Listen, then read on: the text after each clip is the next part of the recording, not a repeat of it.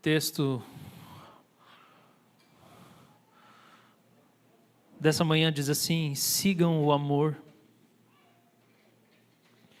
e procurem com zelo os dons espirituais, principalmente o de profetizar. Sigam o amor. Sigam o amor. E procurem com zelo os dons espirituais, principalmente o de profetizar. Os estudiosos do Novo Testamento, os exegetas, eles vão falar que esse texto aqui é imperativo. Isso aqui é um comando na gramática. É uma ordem. O apóstolo está dizendo, vocês precisam fazer isso aqui. Isso não é uma constatação, não é uma observação. A tradução desse texto no grego não está dizendo assim, olha só, vocês fazem isso, vocês seguem o amor e vocês buscam os dons. Não é isso. Ele está incitando, ele está mandando. É um comando apostólico, com a autoridade do Espírito Santo. Paulo está mandando a igreja. E é no plural, é a igreja inteira. Ele está escrevendo, inspirado pelo Espírito, dando uma mensagem para uma igreja toda, no plural, falando o verbo no plural. Vocês todos devem seguir o amor. Todo mundo precisa seguir o amor. A igreja toda precisa buscar o amor, perseguir o amor. Que a igreja toda tem que buscar os dons espirituais. A igreja toda precisa fazer isso. O amor. E essas coisas estão tão conectadas. Porque essas duas coisas que Paulo está mandando a gente procurar, e se ele manda isso para Corinto, ele manda isso para todas as outras igrejas. É a mesma coisa. Isso pode ser aplicado, essa verdade pode ser aplicada como tendo importância para qualquer igreja, em qualquer época, em qualquer lugar, em qualquer país. Sigam o amor, observem o que é amar e sigam isso como quem está seguindo Cristo. Se você seguir o amor, esse amor que se importa, que se doa, que escuta, que é atento, esse amor que é sensível, esse amor que sente a necessidade da outra pessoa, que percebe, que não menospreza quando ela está dizendo que não está bem. O amor não fala assim, isso é frescura.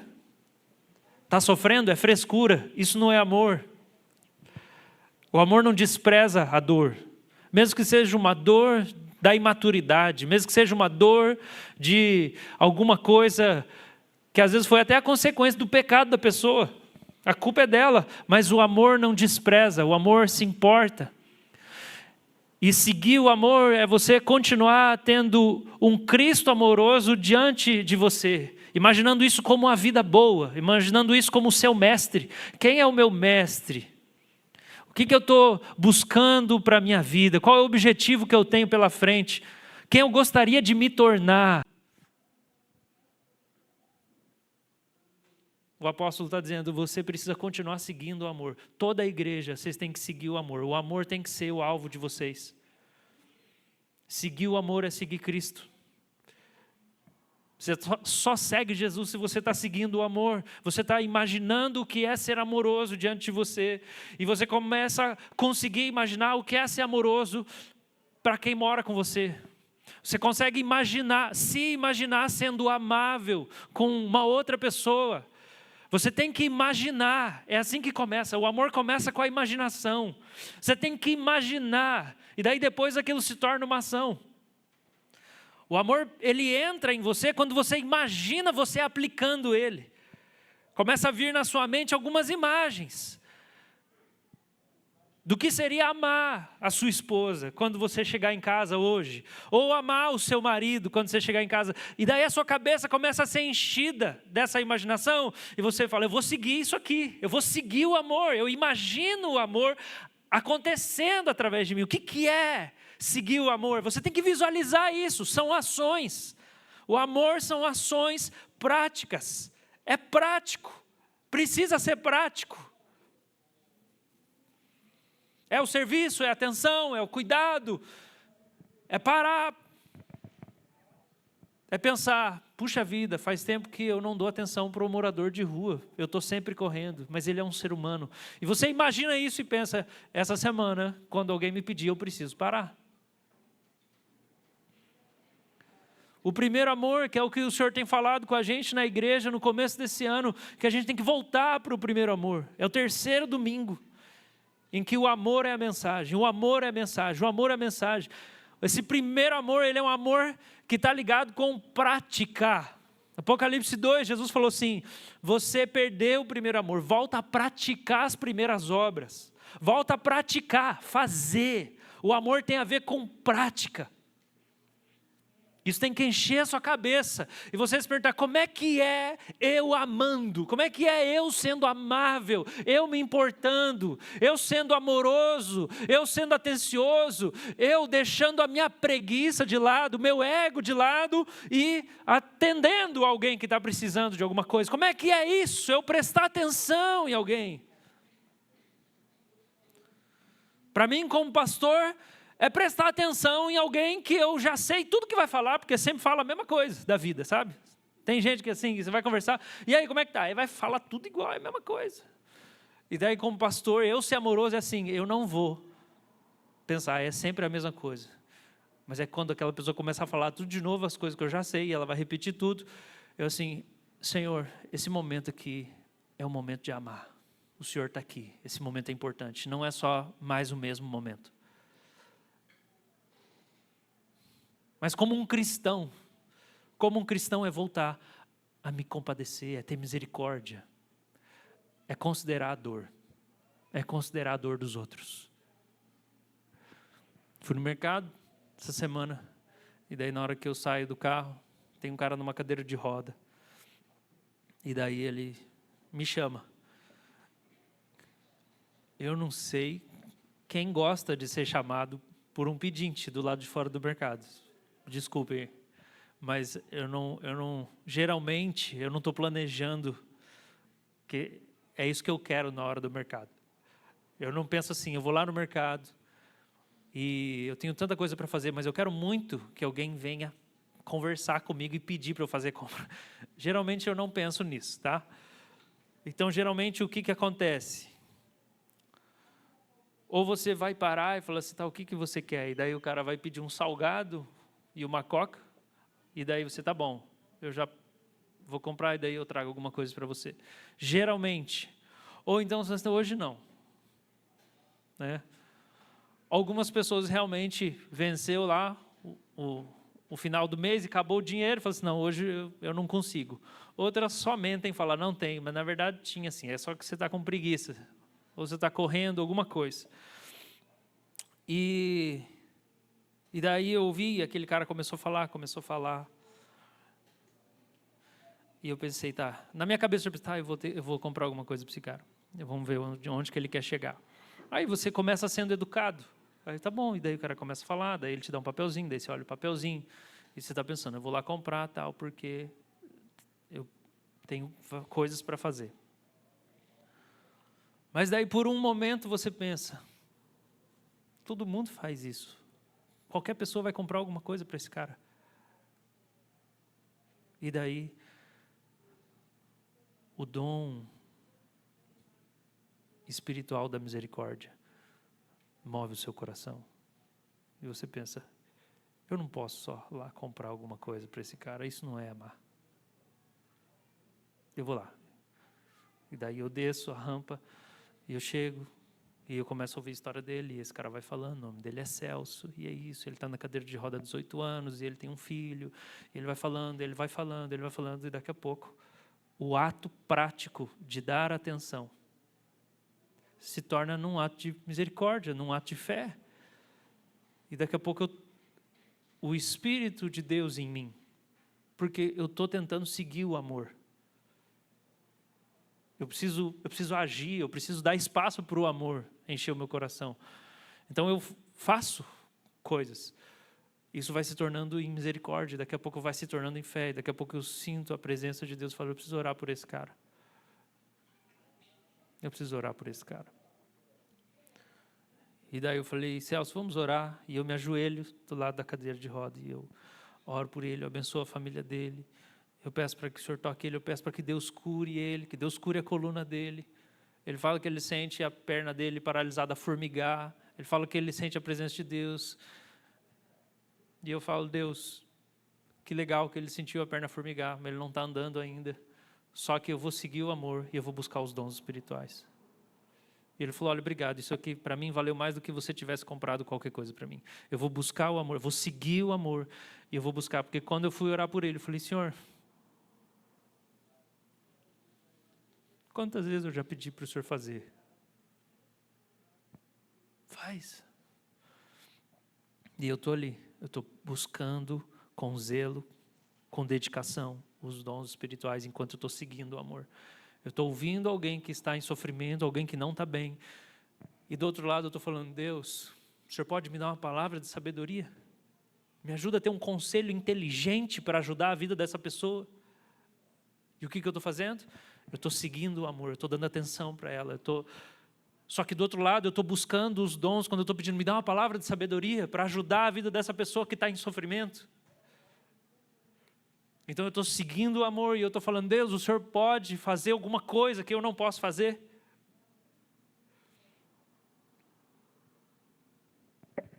E isso é o primeiro amor. Volta a praticar essas coisas. Como se Jesus realmente fosse importante.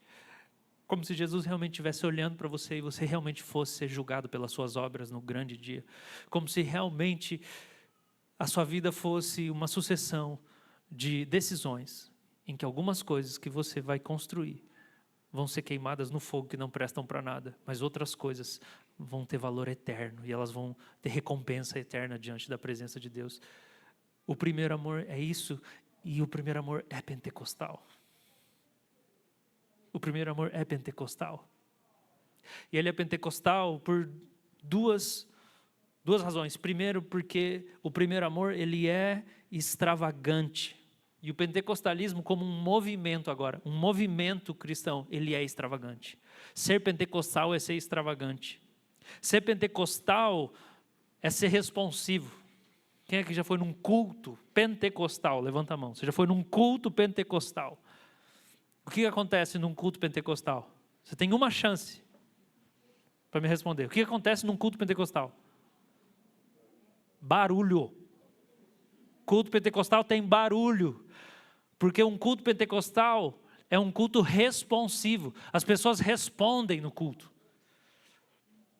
Eu acredito que vocês respondem pela fé. Intelectualmente, alguma coisa está acontecendo na cabeça de vocês, porque vocês não falam nada no culto. Eu estou pregando, ninguém está falando nada. Se ninguém falar amém, é isso aí. Ah, não, Deus falou agora. O culto pentecostal é muito mais edificante para o pregador, porque na hora que as pessoas respondem, falam assim, oh, que bom, Deus me usou, então eu estou no caminho certo, eu vou continuar pregando isso aqui. Agora aqui parece que, não sei nem se Deus está aqui, porque ninguém está vivo. Mas Jesus. Então, o pentecostalismo ele é responsivo. No pentecostalismo as pessoas aprendem a responder. Elas falam amém, glória a Deus, aleluia. Elas se expressam, a adoração delas é expressiva. Elas dançam, elas pulam. Não tem timidez. E o primeiro amor ele é pentecostal. Porque ele responde, ele reage. Ele é extravagante. Ele faz alguma coisa. Ele fala, é Jesus mesmo. É Deus mesmo a resposta. É isso aí. Num culto tradicional, as pessoas sentem vergonha de incomodar o outro que está do lado. Levanta a mão, mas não levanta muito a mão assim. Dá um glória a Deus, mas fala baixo, vai que a pessoa não gosta. Né? Daí Deus manda Carmito, aleluia, glória a Deus. Está voltando do cruzeiro. Foi passear lá com os meus pais, aproveitar um pouco. Ore por ele. Esse mês ele faz cirurgia. Uma cirurgia importante. O primeiro amor, ele é pentecostal. Ele é responsivo. A gente precisa disso. A gente precisa quebrar o gesso. A gente precisa quebrar a trava. Nós temos que quebrar esse medo de incomodar os outros, porque amor lança fora o medo. Sabe o que é medo? É medo das pessoas. Quando você tem medo de incomodar alguém com uma conversa, um cumprimento, quando você tem medo de incomodar alguém, tentando se importar com a pessoa, falando com ela, você tem medo de incomodar, você não está fazendo isso no amor, porque o amor tira o seu medo das pessoas. Você não tem medo delas. A gente não evangeliza porque a gente tem medo de incomodar, de irritar, de parecer um ignorante falando de Jesus, um irritante, um incômodo para o outro. Porque não temos amor. Porque o amor faz a gente se importar com as pessoas em vários níveis. Ele faz a gente se importar com elas nas necessidades físicas. Faz. A gente vê uma pessoa que está em dificuldade, sofrendo, você fala assim, alguma coisa você vai fazer. Quer que eu te leve no hospital? Você está bem? Está com dor de barriga? Vou fazer um chá para você? Quer que... O amor, ele faz você se importar com a necessidade física. Você está com frio? Vou pôr uma coberta. É isso que um marido deveria pensar quando ele olha para a esposa na posição fetal na cama de noite. Ele pensa assim, ela está com frio, vou pegar uma cobertinha para ela. É amor, ele se preocupa com necessidade física. Olha uma pessoa passando fome, vou comprar um lanche. Isso é um tipo de amor, sim. Você vê alguém que está precisando de um cuidado físico, mas o ser humano não é só um corpo. O ser humano não é mais, ele tem psique. O amor também se importa com o psicológico, então ele presta atenção, ele quer ouvir as pessoas. O que você está? Você está triste? Então às vezes o amor se manifesta, vamos assistir um filme, vamos sair tomar um sorvete. Certo, gente? Faz sentido o que eu estou falando? Isso é expressão de amor. Ai, está triste, vou dar um presentinho. Estou percebendo que tal pessoa está passando por uma coisa muito difícil, vou dar um presente para essa pessoa. Está pensando no psicológico, não é que a pessoa às vezes está, nossa, ela não tem roupa. Não, eu quero agradar, eu quero amá-la emocionalmente. Mas existe, além disso, outra coisa. As pessoas têm um espírito, tá? Você pode falar, é a mesma coisa, mas não é a mesma coisa a sua vida emocional e a sua vida espiritual. Elas estão relacionadas, mas elas não são a mesma coisa. Você pode estar muito feliz emocionalmente e estar bem longe de Deus. Ou você pode estar acabado por causa da tristeza que o Espírito Santo gera e você está muito perto de Deus, porque você está realmente arrependido dos seus pecados. Então, parece que o grau do amor que tem em nós, ele vai rompendo esses níveis da vida humana. Eu posso ter um grau de amor que faz eu me importar com as necessidades físicas. E bem de longe eu ajudo, olha só, eu ajudo. Eu dou comida sempre para aquele cara lá na rua, continue dando. É o cara lá perto da sua casa, você sabe, sempre eu dou cobertinha, eu sei, ele vai passar de novo, ele já é conhecido seu. Continue, esse é um grau. O próximo grau é você realmente trata ele como uma pessoa, cria um vínculo com ele, ouve, escuta, trata como gente. Esse é um outro grau um pouco maior de amor. Mas tem um outro maior, que é quando você se importa com a eternidade da alma dessa pessoa. Esse grau é maior, que daí ele vai fazer você ter coragem de falar coisas que você vai ter que vencer o seu medo natural. Falar, você conhece Jesus, você está perto de Deus? Porque você vai se importar com como essa pessoa está vivendo aqui, ou talvez como ela está na casa dela, mas quando você pensa na eternidade dessa pessoa, esse é um amor maior. Eu preciso mostrar Jesus. Então nós estamos falando de um amor responsivo, nós estamos falando de um amor pentecostal. E daí eu estou falando do movimento mesmo, mas agora, em segundo lugar, o primeiro amor ele é pentecostal porque, no sentido bíblico, porque o primeiro amor não existe sem poder. Não existe alguém que está no primeiro amor, que voltou para aquele amor que domina a sua alma, que é poderoso, sem que ele se mostre com virtude. Coisas acontecem com quem está no primeiro amor. Quem vive no primeiro amor pelo Senhor, quem vive nesse lugar que Jesus quer, amando o Senhor em primeiro lugar, dando para o Senhor a parte maior de si, mais importante de si, essa pessoa experimenta uma vida poderosa. E quando eu falo poder, eu estou falando que essa pessoa, ela tem vitória pontual, concreta sobre os ídolos da vida dela e sobre os pecados da vida dela. E isso é poder. Isso é poder. Poder espiritual fala, cara, eu não estou mais fazendo aquilo. Eu não estou mais amargurado. Isso é poder. É quando as pessoas que você queria evitar se tornam as pessoas que você queria encontrar. Tem gente que você não quer encontrar no mercado de jeito nenhum. Você não quer encontrar. O primeiro amor vai soltar um poder dentro da sua alma, dentro do seu coração. E você vai perder o medo dessa pessoa. Você vai perder o medo, porque o amor lança fora o medo. Você vai perder o medo de encontrar essa pessoa. E não só isso. No que depender de você, você vai querer ter paz com essa pessoa. Você vai querer redenção dessa história mal resolvida. Você vai querer virar a página. Isso é poder espiritual. O primeiro amor é pentecostal, porque ele tem poder.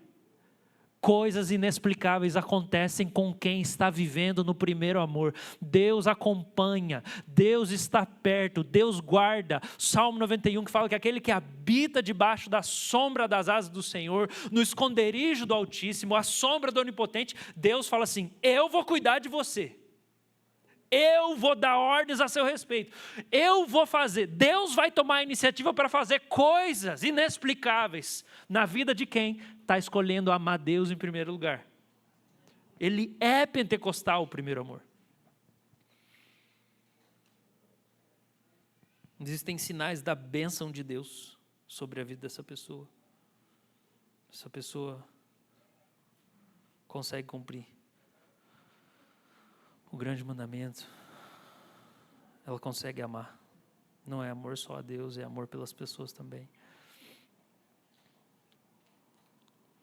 O Novo Testamento diz que esse poder, o poder de Deus, ele dá sinais quando ele está presente. Então, uma obra do Espírito é o fruto, que a gente sabe muito bem, é a mansidão, é a paz, é a alegria, domínio próprio, tudo que Paulo descreve lá em Gálatas, isso é uma operação desse Espírito Santo, o Santo Espírito de Jesus.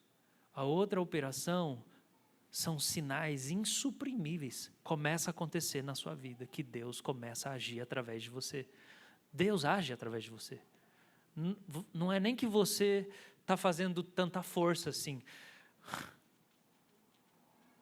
mas é que você esbarra em alguém, Deus toca essa pessoa. Você faz uma brincadeira e alguém se sente amado. Você fala alguma coisa e aquilo toca o coração da pessoa. Não é você. Não é você. É Deus que faz através de você. É Deus que fala assim, quando essa pessoa estiver por aí, eu vou encontrar outros, eu vou sarar outros, eu vou amar outros, eu vou responder outros, eu vou cuidar de outros. É Deus que está andando com você. Deus começa a andar com você. Uma coisa é você andar com Deus. Andar com Deus é quando você fala, eu vou seguir a palavra de Deus, você se dedica, você vai para a palavra, é o seu movimento na direção do Senhor. É você voltando para o Senhor, é você voltando para o primeiro amor. É você falando, eu quero agradar o Senhor, é o seu caminho de santidade, é a sua dedicação. É você ser responsivo, é você andar com Deus. Eu vou andar com Deus, eu vou obedecer a Deus, eu vou ser íntegro, eu vou fazer o que tiver que fazer para agradar o Senhor. É você andar com Deus, é uma coisa.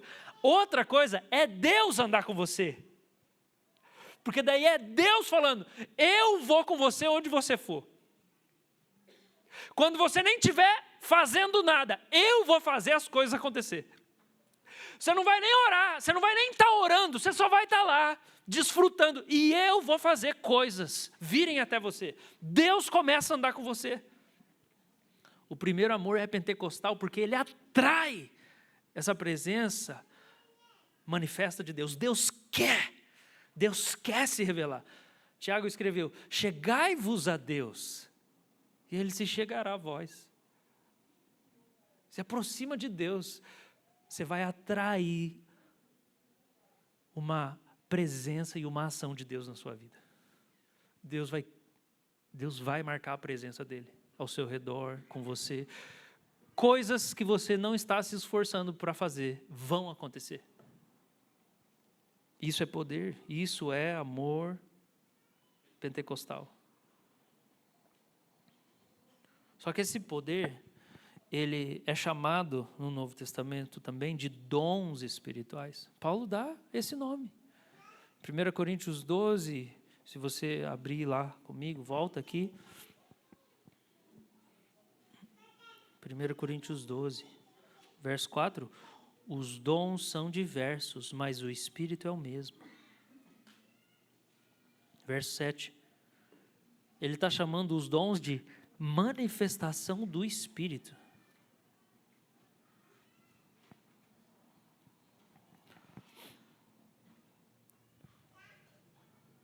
Dons espirituais não são coisas que Deus dá para você. Dons espirituais são manifestações de Deus. É o jeito como Deus decide marcar a presença dEle. A gente cantou sobre abraço aqui hoje.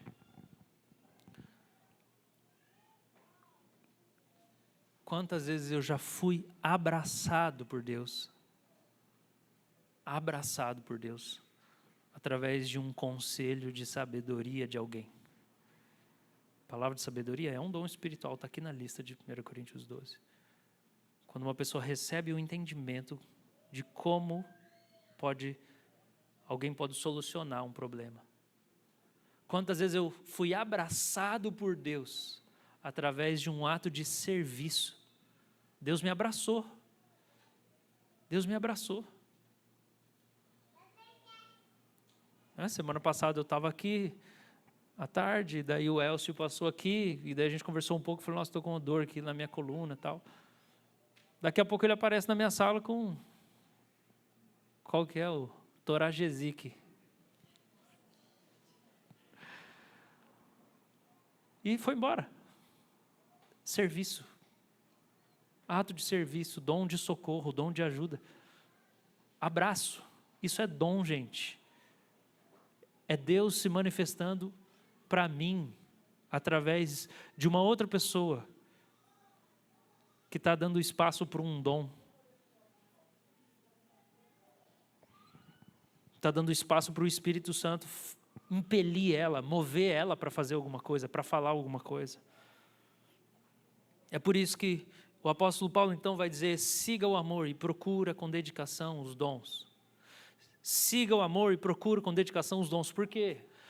Porque se você só amar as pessoas, isso não é suficiente para mudar a vida delas.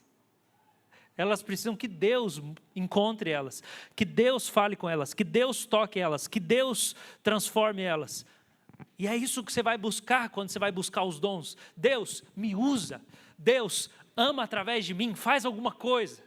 Através de mim, algo que vem do céu, que vem da parte do seu Espírito, vem me impelir para abraçar, para ouvir, para servir, para cuidar, para levantar o ânimo e a esperança de alguém que está desesperançoso. E daí o Senhor pode dar uma ideia, chama essa pessoa para ir tomar um café, compra um presente, escreve uma carta, cozinha uma comida para essa pessoa. E daí você tem a responsabilidade de não apagar o Espírito, porque Ele está tentando curar, abraçar, sarar outra pessoa através de você, te impelindo com essas ideias, com esses movimentos, com esse sentimento, com essas coisas que passam pela sua cabeça. E Paulo está falando, pede para Deus fazer essas coisas em você. Pede com zelo, ciúmes. Ele está falando que tem que ter um desejo em nós. Enquanto a gente está seguindo o amor, nós vamos amar, nós vamos cuidar dos outros, nós vamos ouvir os outros, nós vamos estar atento aos outros. Enquanto você está fazendo isso, você está assim, de um jeito ciumento, zeloso, dedicado, falando: Senhor, me move para fazer as coisas, me impele, me empurra, me sugere, me dá ideia de como eu posso abençoar alguém. E daí o Senhor pode dar um versículo para você mandar no WhatsApp. E talvez aquilo que a pessoa precisa. Ou o Senhor pode falar outras coisas que vão ser mais trabalhosas, mas Paulo está falando: se apega a essa obra do Espírito através de você, para edificar o corpo. Porque é assim que Deus vai amar essas pessoas, é assim que Deus vai tocar, é assim que Deus vai encontrar elas, abraçar elas, e elas estão precisando de abraço. Elas estão precisando, é o corpo, ele está falando da igreja, a igreja está precisando ser visitada, só que é através do corpo, do vínculo, do amor uns dos outros. E Paulo está falando para a igreja inteira no plural, todo mundo tem que se oferecer para o Espírito Santo e falar: me move para abençoar os meus irmãos. E ninguém vai passar necessidade, ninguém vai sentir que Deus está longe, ninguém vai sentir que Deus não ouve, que não é abraçado, porque está todo mundo falando assim: estou aqui, Senhor, me dá uma palavra, me dá um gesto, me dá uma ideia, me dá vontade de sair abraçar os outros, me dá qualquer coisa que o Senhor quiser, que alguém está precisando. E daí vai estar todo mundo suprido. Vai estar todo mundo suprido. Mas ele especifica. Principalmente, versículo 1, principalmente o de profetizar. Porque Paulo fala que o principal dom é o de profetizar. Em 1 Coríntios 12, 28, se você voltar um pouquinho, você vai ver que Paulo estabelece uma ordem de importância em 8 dons espirituais. Ele põe em prioridade. Deus estabeleceu primeiro esse dom, depois esse, depois esse, depois esse, depois esse. Sam Storms e alguns outros estudiosos vão sugerir que essa é uma ordem de importância mesmo.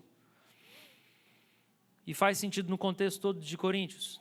O primeiro que ele coloca é o dom de apóstolo, esse é o primeiro.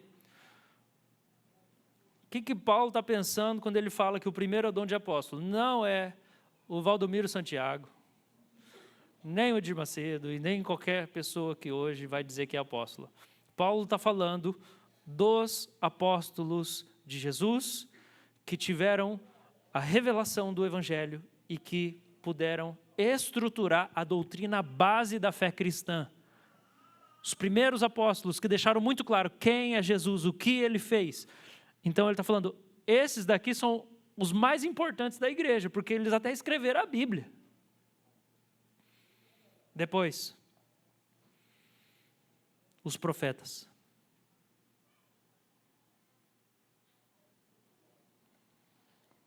Pessoas, 2 Pedro 1:21, pessoas que falaram da parte de Deus, movidas pelo Espírito Santo. Falaram o que da parte de Deus? Elas conseguiram entender,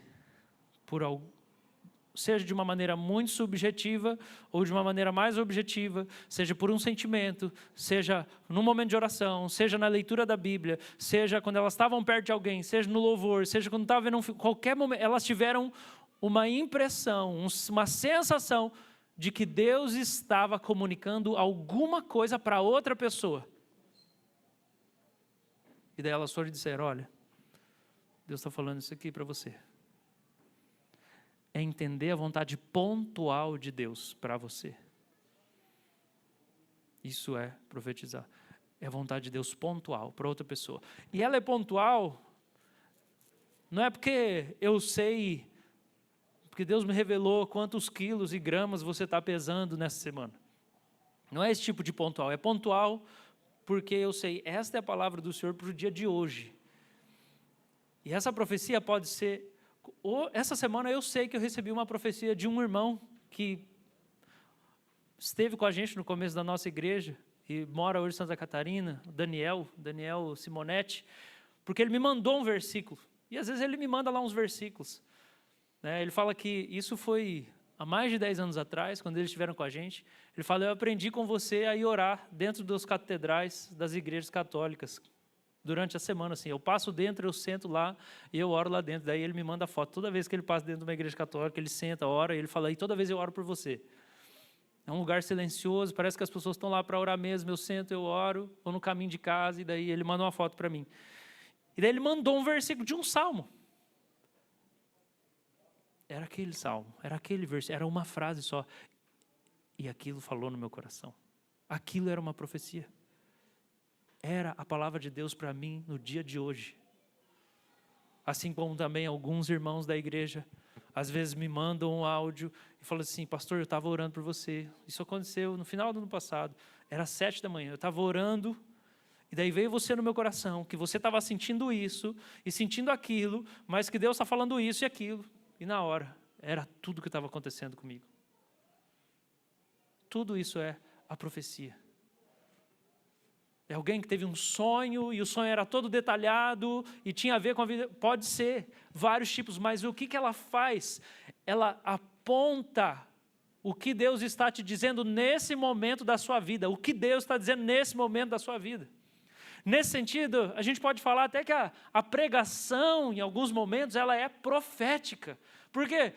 Porque é aquele dia que você vai no culto, sabe, parece que o sermão ele é inteiro para você. É para mim. Aquilo foi uma profecia, no formato de uma pregação. É para mim. Tem dia que você vai no culto e fala assim, nossa, não vejo a hora de ir embora. Não é que a pregação foi ruim. É que não era para você naquele dia. O louvor foi para você, em algum sentido, que talvez você conseguiu derramar a sua alma. Ali Deus falou com você, você encontrou alguém, foi bom ganhar aquele abraço. E foi bom aprender a Bíblia no sermão naquele dia. Mas não você falou assim, que legal. Glória a Deus, vamos embora.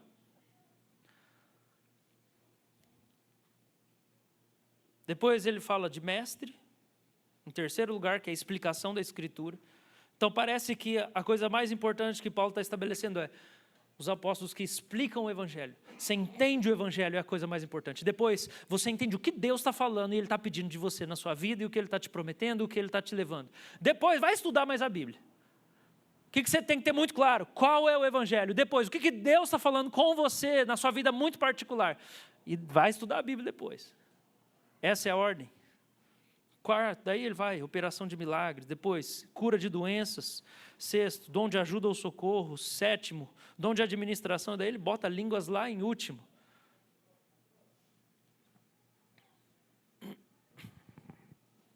Todos os dons são manifestações do Espírito, tudo é importante. Mas Paulo está dizendo que essa hierarquia dos dons serve a um propósito. Edificação da igreja. Por que existe essa hierarquia? Para a igreja ser fortalecida. Se a igreja pega o dom de ajuda e socorro e bota em primeiro lugar, ela vai se tornar uma ONG, mas ela não vai ser mais uma igreja. Se a igreja pega o dom de administração, bota lá em primeiro lugar, ela vai se tornar uma empresa, não uma igreja. Se a igreja pega o dom de línguas, bota lá em primeiro lugar, eu não sei o que ela vai virar, mas ela não vai ser mais uma igreja. Se for só a cura lá em primeiro lugar, ela também não vai ser mais uma igreja. Ela pode ser uma coisa de nova era, místico e experiências malucas, mas ela não é mais uma igreja. Primeiro lugar é clareza do evangelho, da pessoa de Jesus Cristo, da obra de Jesus Cristo. Mas em segundo lugar, o que o Espírito de Deus está falando intimamente no meu coração. Até se pegar ali, explicação das Escrituras, botar em primeiro lugar, ela não é igreja. Não é igreja. Primeira coisa na igreja é evangelho, entender o evangelho. Segunda coisa, não é conhecer muito da Bíblia. É ouvir a voz de Deus para o seu próprio coração.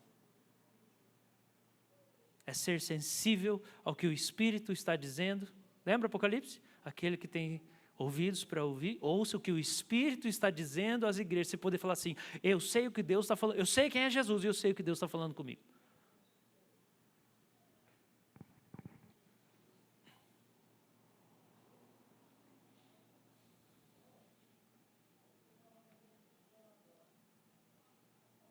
Eu quero remover 4 objeções ao dom de profecia. Primeiro, é verdade que esse dom acompanha quem é piedoso. Ou melhor, deixa eu parar aqui. A dedicação para o Evangelho é uma coisa que a gente tem. A gente tem. Faz tempo. Esse ano, inclusive, a gente está entre a equipe pastoral, nós 4 aqui, né, os que são pastores, os que estão sendo preparados para ser pastores, nós vamos estudar grego de novo. Eu vou voltar de novo para as coisas que eu aprendi no seminário. A gente contratou um professor, um pastor, para ensinar a gente de novo, para a gente recuperar coisas que a gente estudou e que a gente perdeu. Porque a gente quer tratar os textos da Escritura com mais carinho, com mais cuidado, com mais atenção. Então a gente vai fazer isso junto. Só que aqui, e a gente não tem tempo para trabalhar o capítulo inteiro, Paulo está falando da igreja inteira. Ele está falando, todo mundo pode aprender a ouvir a voz do Espírito Santo e poder ministrar um ao outro. E ele está falando, sigam o amor e procurem os dons, principalmente o de profetizar. Isso é para a igreja. Eu quero remover 4 objeções ao dom de profecia.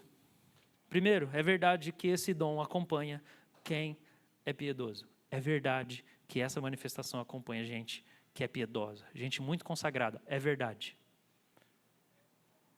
Gente santa, ou como os reformadores chamavam, gente mortificada. Os reformadores falavam que quem tinha morrido muito para o pecado era uma pessoa mortificada.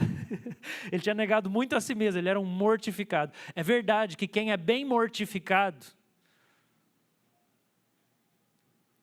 tem esse dom acompanhando. É verdade. Mas esse dom pode vir sobre quem não está muito mortificado para o pecado.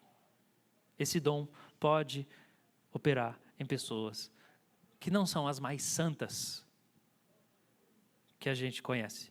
E ainda assim é um dom. Porque é um presente.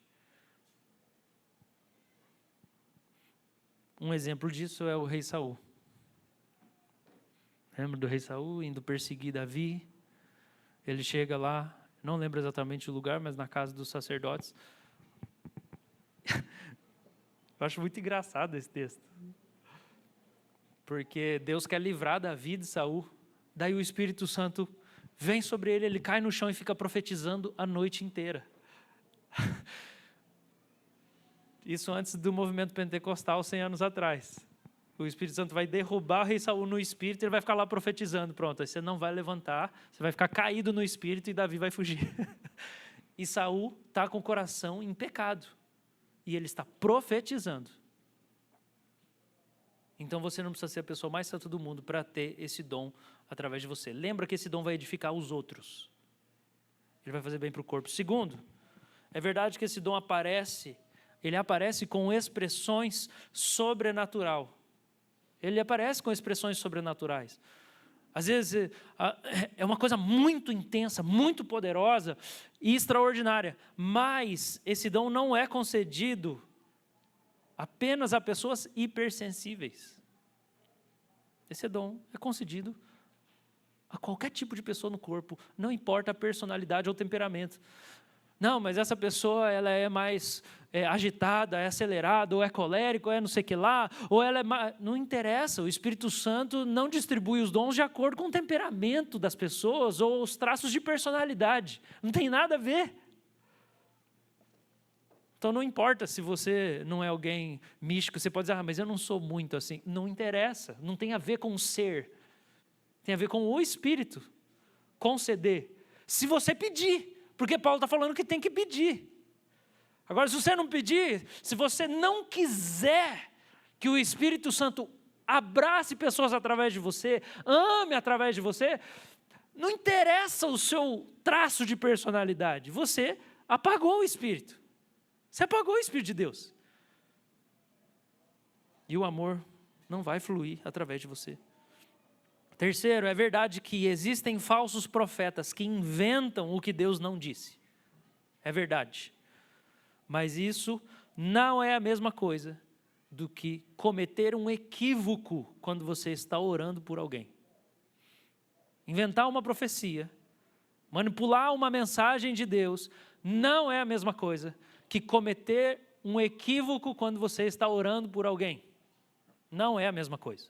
São coisas bem diferentes. E um exemplo que para mim fica claro é olhar para Samuel. Samuel errou quando ele foi ungir o novo rei de Israel. Ele errou.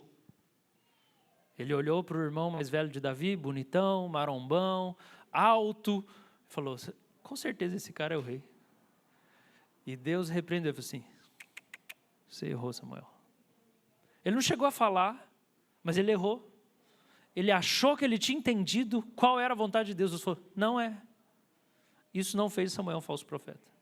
Ele errou. Mas ele não chegou a falar. No Novo Testamento tem um profeta chamado Ágabo, que errou um detalhe da profecia.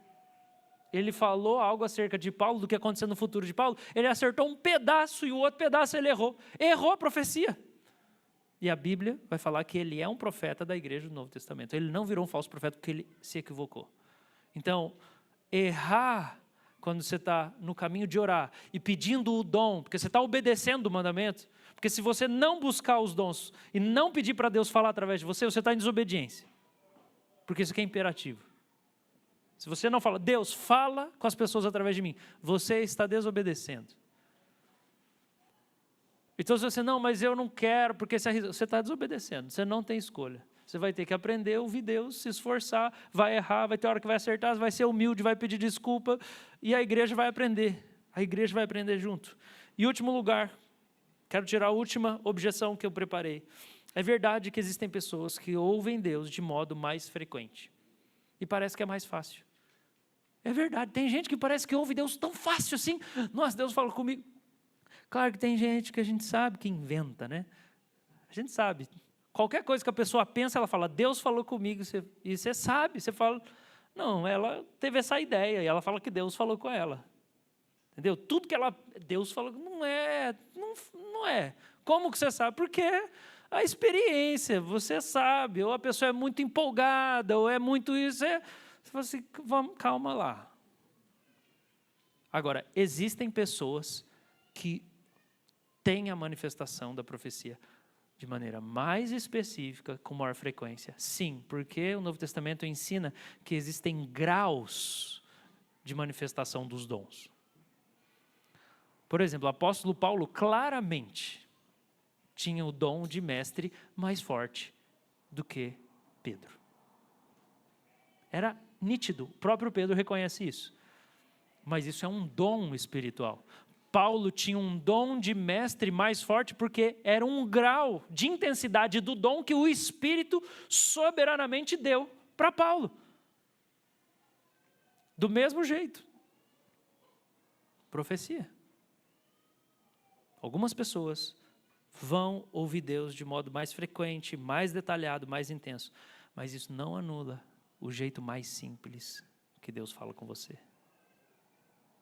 Você não deve apagar isso, você não deve desperdiçar, você não deve jogar fora, você não deve falar, não, isso aqui não é nada, eu não sei, acho que é uma coisa da minha cabeça. Seja mais sério, leva mais a sério. Porque João Batista, o maior profeta nascido de mulher, pregou uma mensagem que já estava escrito no Antigo Testamento. A maior revelação de João Batista foi que ele sabia que Jesus era o Messias. Foi isso. Ele viu o Espírito Santo descer como pomba. O texto não dá a entender que as outras pessoas tiveram essa visão da pessoa do Espírito Santo. Só João Batista viu o Espírito Santo descer como pomba sobre Jesus e ele sabia, esse aqui é o Messias. Essa foi a revelação. Além disso, não tem registro de que ele teve outra revelação. Talvez ele teve a revelação do adultério de Herodes. A gente não sabe se ele teve a revelação do adultério ou se era uma coisa pública que todo mundo já sabia que Herodes estava adulterando. Mas ele é o profeta. Por quê? Porque ele entendia assim, esse texto está falando muito no meu coração. É Isaías 40, é isso que eu tenho que falar. Então eu quero incentivar você. Não despreza o que o Espírito Santo coloca no seu coração. Não despreza os pequenos começos, não apaga, não entristece o espírito. Porque tem muita gente precisando do abraço de Deus. E vai ser através de você. E você não precisa parecer com ninguém, você não tem que orar igual a ninguém, você não tem que falar do jeito de ninguém, é do seu jeito, você é a imagem de Deus. Você é a imagem de Deus. Então eu quero que a gente nessa manhã possa ter claro que esse primeiro amor, ele é pentecostal, ele é responsivo, ele é poderoso. E ele não é apenas assim, eu me importo. Enquanto eu me importo, eu estou suplicando, Senhor, se manifesta através de mim de alguma maneira. Se manifesta através de mim. Para ter coragem de confrontar esse pecado, para ter coragem de falar de Jesus, para ter coragem de entregar uma palavra para alguma coisa, para ter coragem de pedir perdão, para ter coragem de depois de 15 anos, mandar uma carta e tentar me reconciliar com aquela pessoa. Você está lá, não basta seguir o amor, você tem que seguir o amor e procurar com zelo os dons. Isso aparece 3 vezes, em 1 Coríntios 12, depois em 14 aparece 2 vezes, busque com dedicação os dons, busque com dedicação o Espírito Santo para que ele se manifeste através da sua vida. Amém, igreja? A gente precisa.